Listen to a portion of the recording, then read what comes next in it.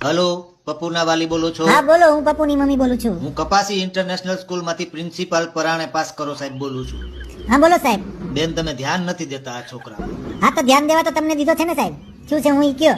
અરે બેન, તમારે પણ ધ્યાન દેવું જોઈએ. આજે અમારા વિજ્ઞાનના સાહેબે એને પ્રશ્ન પૂછ્યો કે ગરોળી કોણ છે. મારા પપ્પુ પાસે જવાબ હોય જ, ઈ પાછો ન પડે શું સાહેબ. પાછો ન પડે? પપ્પુએ કીધું કે ગરોળી ઈ ગરીબ મગરમચ્છ છે.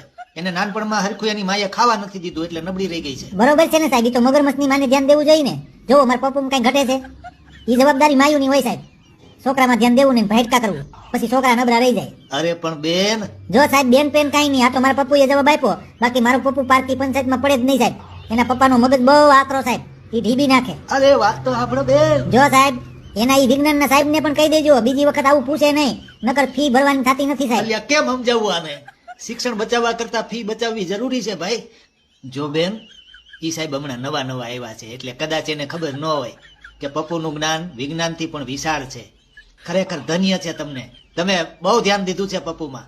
આ વખતે જાગૃત વાલી તરીકે તમારું સન્માન કરવાનું છે બેન. પ્રમાણપત્ર માટે એક ફોટો મોકલી દેજો. હા હો સાહેબ, ખજૂર રોલ બનાવ્યા છે, કહેતા હોય તો પપ્પુ હારે મોકલું ડબરામાં.